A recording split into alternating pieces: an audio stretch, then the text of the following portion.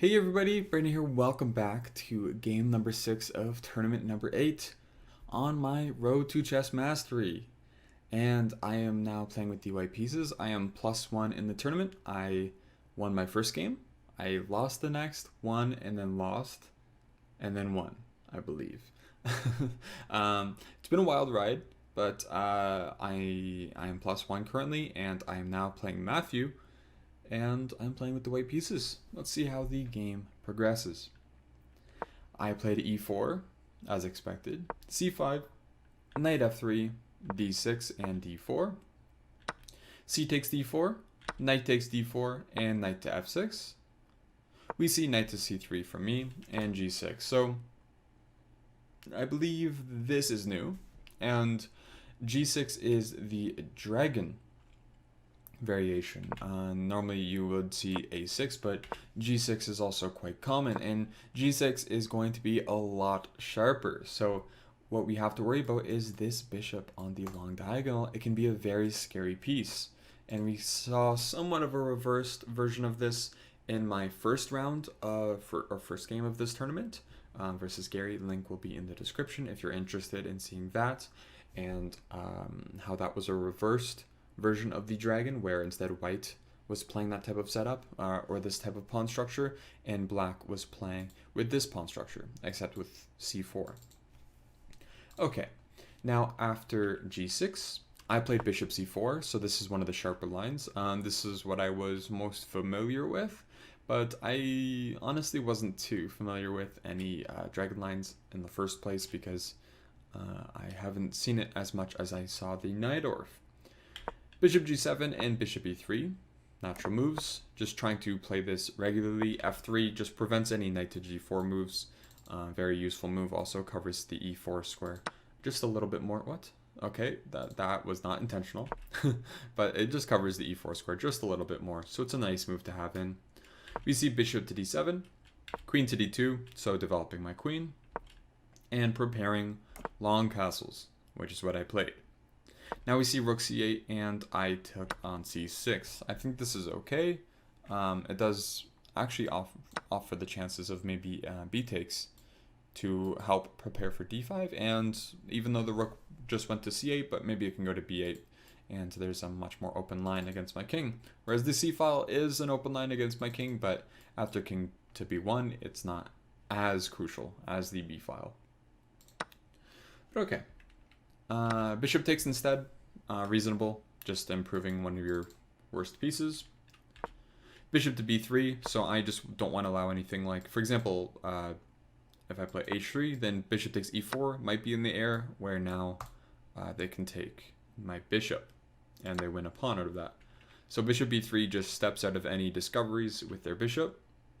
Queen a5, this is also a natural move in these positions, because when you look at this bishop and this rook, you can see everything is piling up and looking at c3. So queen a5 just adds another attacker to the c3 square. So c3 square, not scare, square. It is a little scary, but it's not a scare, it's a square. Okay. After bishop h6, which is what I thought was the best try, we see rook f to d8, now preparing d5. So these are all reasonable moves, and we'll get to the bread and butter of the position and when it's actually important to start talking about certain analysis. Bishop takes g7, king takes g7 and g4, h5, and now we have our critical moment. And I think this is where the position started going wrong for me. Here, it looks natural to take. The problem is, after queen takes or knight takes, they are sufficiently defended, and it's not so easy to make a breakthrough as white. However, if you leave the tension, maybe even go queen to e2, for example, they won't really want to take, just because look at this type of pawn structure. We can go h4, h5, and this looks quite good for us. But instead, taking is what I played, and this just was not the right approach. As now it's harder to actually force the opening of lines against their position, against their king. After queen takes, queen e3, and a5, we now see that they do have lines that they're preparing to open with possible b5s, b4s, or even a4s. So this is very scary for white. I played knight to d5, trying to trade off one of these pieces because I don't want any of these moves to come with tempo. The whole point is if a4 here, then I'm willing to take. After pawn takes, then bishop d5, and actually I think I'm better in this position. But of course, this is not what happened. Queen to e5. Very interesting move. Just improving the position of their queen. This felt very unnatural to me, but realistically, this is okay. And I took on f6, as normally you should in these positions. And I played a3, as I was worried about a4. But it's already a bit tough here to play as white, surprisingly. After e6, I played f4. We see a4 from black, and I play bishop a2, just tucking my bishop away, and maybe just a king b1. But we'll see that these pawns are actually very difficult to deal with. And surprisingly, this pawn, I'll just spoil it now, this pawn traps my bishop. Traps my bishop. Yes, this pawn, does it look like my bishop's anywhere close to being trapped in this position? Absolutely not. But it's just so fascinating. How I messed this position up so terribly, but it's still a fascinating game. So let's continue. We see b5, rook h to g1, so preparing f5, and we just really need to move like f5 in the position to open up lines against our king. d5 and f5 anyways, which pretty much just gives up a pawn after takes, and takes. But my argument was after rook to f1, even though I'm down only one pawn here, I do get a bit of an initiative. So I was hoping that this would be worth it. And I don't think this is so bad. But okay, f5. We see d4, which was an interesting move. So I decided to play queen to d3. And now I'm covering f5. So all this stuff doesn't work anymore because they would lose their queen. And I don't think they would want to go for that. Instead, we see queen to e5, so they're just trying to improve their piece. And improving their piece here makes a lot of sense. It's already difficult to find reasonable moves for white. Realistically, I should be playing something like rook d to e1, or after b4, we can consider taking. I don't think taking is the worst here, but it's still just a really sketchy position, and we have to be very careful as white. But instead, queen e5, and I took on g6, and they should be taking on e4 here. And this is actually pretty much, I'm not going to say it's winning for black, but it's very close to it. Let's see one of these lines. G takes f7. Which is a scary move to see because, well, g takes f7 with check, taking one of your pawns, and now there's no pawns in front of your king. But surprisingly, after queen f1 and rook e7, king e7, what can we do here? There's threats of rook to c2, so rook d2, and surprisingly, there's a killer blow here.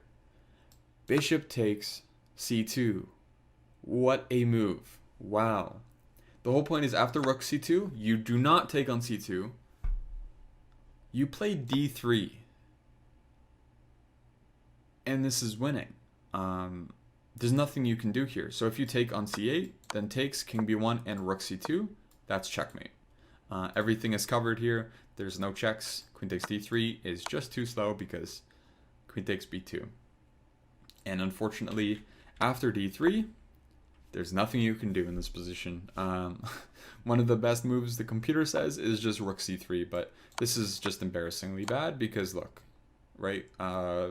This can't, like, even though we're up a piece as white, I think any person without a computer can realize that this should be losing.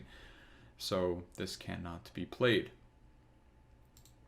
But okay, they actually took back on g6, and this gives me my chance. I should play rook to g4. The h2 pawn doesn't mean anything in this position. Rook to g4 and then rook d to g1, and I can start creating my own threats. But I didn't play this. I played in the game rook d to e1, now defending passively, and this is exactly what I shouldn't have been doing. Whereas before, all the way back, I really just should have played rook g4, and this would have given me a lot more chances here. But rook d to e1, I'm a little too passive, and h4 is where it's finally goodbye, good night, and I'm done.